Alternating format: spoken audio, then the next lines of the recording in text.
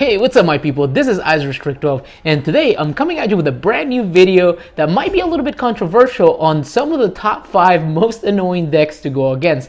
Now, one of the things that I love about the Yu-Gi-Oh community is that we are not afraid to voice our opinion, and we can be very passionate about the things that we like, but we can also be very passionate about the things that we dislike. Now, this video right here will not be in any particular order, and the reason why is because I'm trying to keep my own opinion out of it as much as possible. Now, with that being said, one of the things that I notice about these decks is that they tend to limit the interactivity between two players, or these are strategies that just kind of slow the tempo of the game to the point where it stops being fun. Now, the sources that I use for this is several. I was reading blogs online, Reddit, the comment sections of a lot of videos where they talk about how annoying some of these strategies are. Also, talking to people at my locals and friends, and just kind of gather some data for you to give you an idea of what decks are the most annoying to go against, guys. So again, if you play one of these strategies, just know that at the end of the day, all of this is subjective. What is fun to you might not be fun to another person,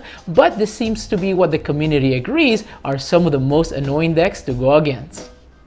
Alright guys, let's go ahead and get started. Now, the first couple decks I want to talk about, I'm going to put them in the same category, and these are trap heavy decks. Now, I have to admit this one kind of hits home a little bit because I am an Eldritch player, but I'm talking about decks like the trap version of Eldritch and Altergeist. Now, the reason why people don't like to play against these decks is because all your opponent is going to do is he's going to set 5 cards in his back row, look at you and say pass, and every single one of those trap cards are designed to ruin your day.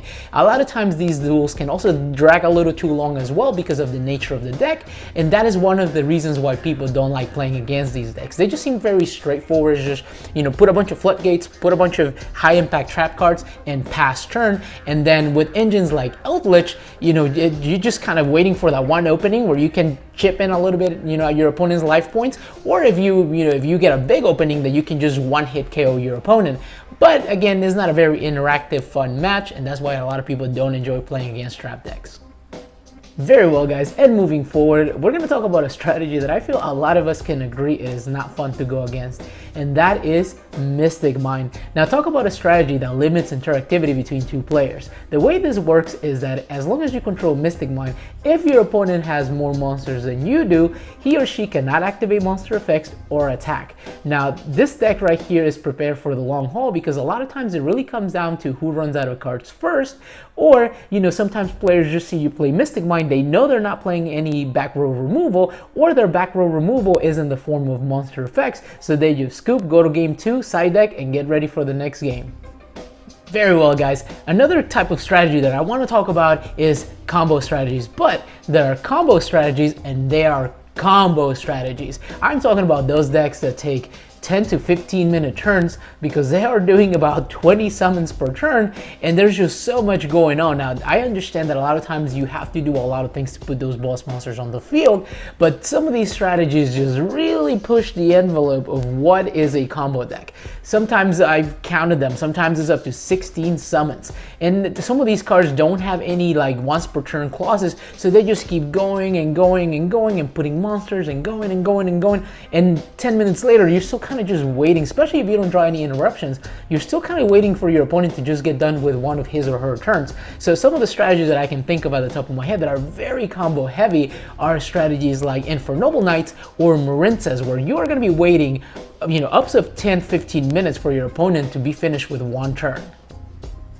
Now, this next strategy is kind of along the lines of Mystic Mine in the fact that it really just tries to slow down the tempo of the game so that they can burn you to death. And yep, that is just any burn strategy really. What they do is basically they will have a bunch of floodgates or just ways to really bring the game down to a halt, and then they'll put a bunch of monsters or spell or trap cards that can burn your life points directly. Now again, it just limits the interactivity between the players, and all they do is they're just turn after turn, they're chipping away at your life points until you have 0 and you lose the game.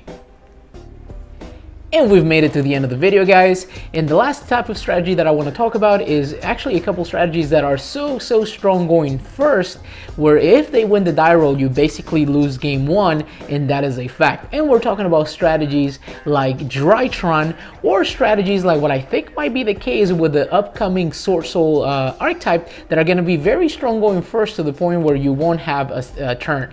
Basically, they get to go first. It's going to be a bunch of negates. You're not going to get to do anything. You're going to have to just take that L, side deck, and get ready for the next game. All right, guys. Well, with that being said, guys, that was 5 decks that I've gathered from the internet and talking to people as well, that people just really don't like playing against. But at the end of the day, guys, all of this is subjective. I'm sure you probably play some of these strategies. I definitely do play one of them. I'm an Eldritch player, although I am playing the zombie version of Eldritch, but I also like that trap version of Eldritch that not a lot of people like to go against. All right, guys. Well, if you enjoy my content, please go ahead and give me a like, subscribe. I really appreciate you taking the time to watch my videos, and I'll catch you in the next one.